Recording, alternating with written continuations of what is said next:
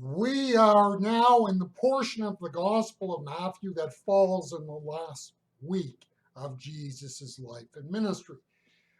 What we have said of the Gospels is this: when you look at them, the amount of detail that is on Jesus' life before age 30 is minimal. We have some material in Matthew and in Luke on the birth of Jesus. John does not give us the birth narrative, Mark does not give the birth narrative. We have one event of Jesus at age 12, and then we have Jesus emerge around age 30, according to the end of Luke chapter 3, to begin his ministry. So, first 30 years, very little bit, not a whole lot of anything. Then the ministry of Jesus, according to John, and our reconstruction based off of John, there were 3 Passovers mentioned in the Gospel of John. That has led to the conclusion that Jesus' ministry was about 3 years. So most of Jesus' ministry is covered, like Matthew's Gospel, in the first 20 or so chapters. He takes the birth of Jesus, the ministry of Jesus, and now the third portion is the final week of his ministry. And this is the area of Jesus' life that gets the most records or extensive treatment within the Gospels relative to the rest. We can fairly well reconstruct this last week of his life.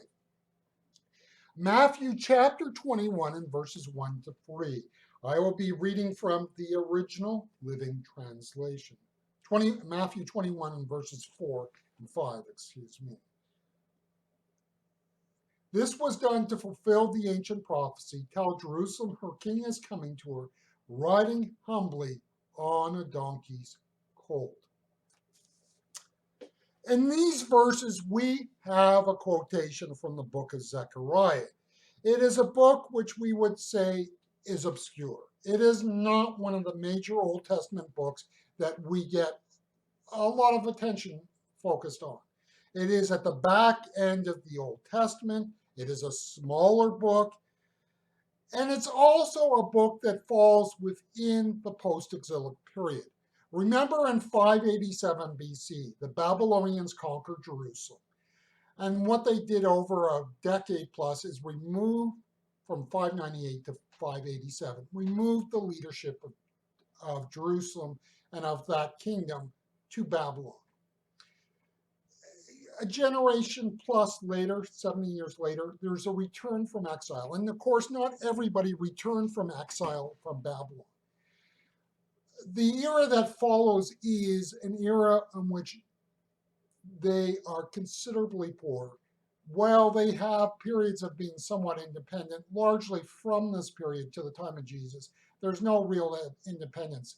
And even under the Maccabees, while they had a measure of independence, that was only because they were boxed in, as it were, by all sorts of powers around them. So in that sense, they were not really all that independent.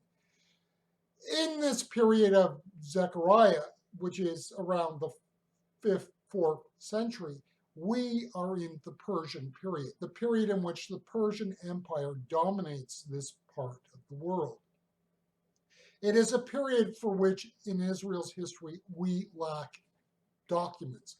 You think of the book of Ezra and Nehemiah, but we do not have anything equivalent to, say, the books of Samuel's, Kings, or Chronicles. We don't. We have a lot of blank space. Zechariah is an interesting book because Zechariah seems to be foretelling or leading to the birth of a new form of literature in Judaism, which is not, strictly speaking, of course, original. It pulls on things from other parts of that world. And that is the birth of apocalyptic literature. Now, apocalyptic literature and prophetic literature are often blurred, but they are distinct. And the biggest distinction is that the prophets like Ezekiel and Jeremiah were preachers first and foremost, and what they preached was recorded. Apocalyptic literature is written. Apocalyptic literature uses extensive amounts of symbols. So when we talk about Zechariah being in an obscure period of Israel's history, well, apocalyptic literature is obscure because of its extensive use of symbols. and these symbols often defy easy interpretation. Now, the basic problem with symbols is that you have to ignore the image. What do I mean? If I look at a donkey, I have a sense of what this is. It is a beast of burden, and a few generations ago, it was an important work animal. I'm also not going to be helped if I view this donkey in light of, say, the 2001 Shrek movie, its sequels, and spin-offs. It's not going to help me have the right sense of a donkey. You know, that kind of flippant attitude of Eddie Murray speaking for the donkey just doesn't cut it here. The problem with a symbol is that I have to see that it is a symbol. The problem, and you see this with a whole lot of interpretations on the book of Revelations, I can give what I sense about a symbol, but fail to grasp what the original symbol meant. In order to understand the symbol, we have to first understand how the symbol was used. And it may not be used in a way that I would necessarily can understand. The fact that the Roman army did not come with guns a-blazing when Jesus came into Jerusalem riding on a donkey tells you that the Roman army did not understand the symbol within. The Romans did not see the claim that Jesus was making.